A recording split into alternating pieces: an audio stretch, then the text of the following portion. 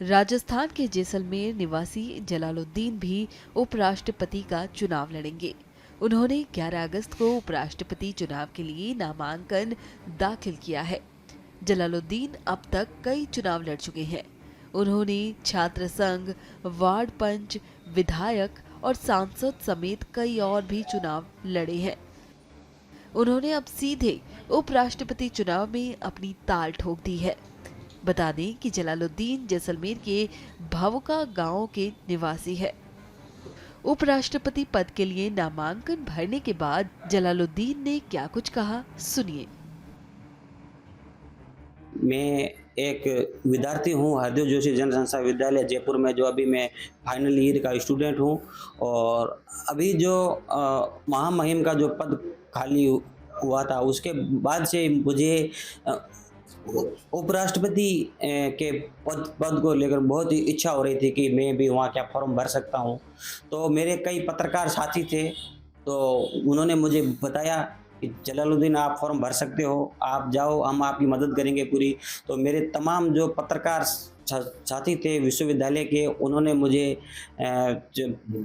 Motivate किया और वहाँ तक मेरे साथ भी कई कई कई पत्रकार साथी मेरे वहाँ दिल्ली में साथ गए, जिन्होंने मुझे फॉर्म भरवाने में मदद की। और मैं जब राज्यसभा जो पार्लियामेंट हाउस है उसके अंदर मैं गया, तो मुझे कई मुसीबतों का सामना करना पड़ा।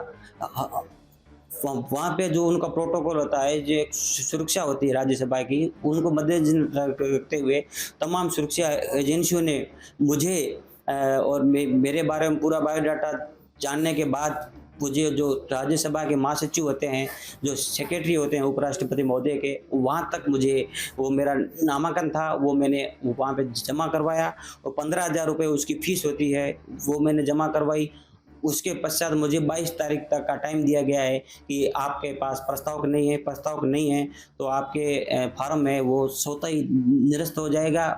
यदि आप 22 तारीख तक आपके पास टाइम है, आप फॉर्म भर सकते हो। तो मेरी टीम है जो फार्म खारिज होने की संभावना पूरी है, क्योंकि मेरे पास प्रस्तावक नहीं थे। मैंने प्रयास मैं कर रहा हूँ। मैं अभी जयपुर में और दिल्ली में जो मेरी पत्रकारिता की टीम है, मेरे जो पीआर है, वो पूरी कोशिश कर रहे हैं। आश्वासन भी मिला है कि आपको पूरे प्रस्ताव पूरे मिलेंगे। जो कॉलेज के मेरे छात्र है, जो विद्यार्थी है, कॉलेज के शिक्षक है, कॉलेज के डीन है, वो मुझे लगातार फ़ोन कर रहे हैं कि जलालुद्दीन आपने तो बहुत अच्छा काम किया है। भारत के लोकतंत्र का सबसे बड़ा यही उद्देश्य है कि आम आदमी फॉर्म भर सकता है और जो भी उसके उस लोकतंत्र में भागीदारी निभाए वो पूरी कर सकता है।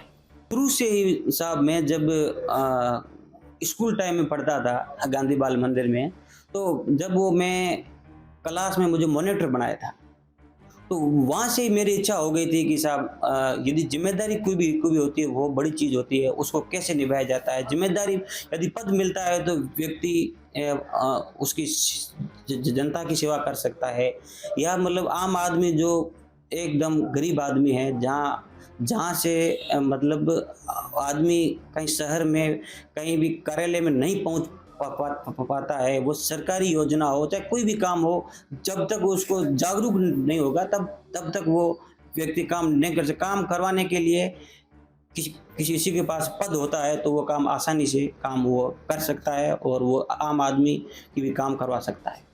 आप किस पार्टी से फॉर्म भरना चाह रहे हैं? कोई आपको किसी पार्टी ने श्योर किया है या आपकी भावनाएं किसकी तरफ है? अभी तक मैंने साहब कोई राष्ट्रीय पार्टी से मैंने संपर्क किया नहीं है, और मेरी टीम है जो कार्य कर रही है। मैंने कई सांसदों को संपर्क किया है, उन्होंने कहा है कि आप चुनाव लड़ रहे हो, जीत जाओगे। मैंने कहा सर, फॉर्म जीतना हारना ये कोई बड़ी बात नहीं है, सबसे पार्टिसिपेट करना। सबसे बड़ा जो भारत का पद होता है सेकंड नंबर का, वो उपराष्ट्रपति का है। उसमें दावेदारी करना मुझे एक बहुत बड़ा गर्व महसूस हो रहा है कि मैं हिंदुस्तान के 2 नंबर नागरिक बनने जा रहा हूँ। किस तरफ होता है? देखो, देश के जो आज के हमारे आज के लोकप्रिय और हमारे प्रधानमंत्री श्रीमान नरेंद्र मोदी जी है, उसको मैं फॉलो करता हूँ कि आज वो बहुत ही अच्छे जो मतलब हिंदुस्तान में जो उनकी जो प्रशासनिक है, उनके जो काम है, उनको सब धर्मों को लेके जो चलना है, वो मतलब मैं उनसे बहुत प्रभावित हूँ कि आज 3 बार कंटिन्यू भारत का प्रधानमंत्री जब बनता है, तो उसमें कोई न कोई उसमें कोई जब उनमें कुछ न कुछ रूप है, जब पूरे वर्ल्ड में जा कर के वो मोदी हो रहा है, ये वर्ल्ड में उसकी पहचान एक अच्छे शासक के रूप में है, तो मैं उनको बहुत ही फॉलो करता हूँ क्योंकि भारत के प्रधानमंत्री ने पूरी दुनिया में हमारे भारत देश का नाम रोशन किया है। तो मैं भारत के प्रधानमंत्री को बहुत ज़्यादा फॉलो करता हूँ। वो मतलब युवाओं का विशेष ध्यान रखते हैं, उनकी मन की बात को मैं हमेशा ही सुनता था।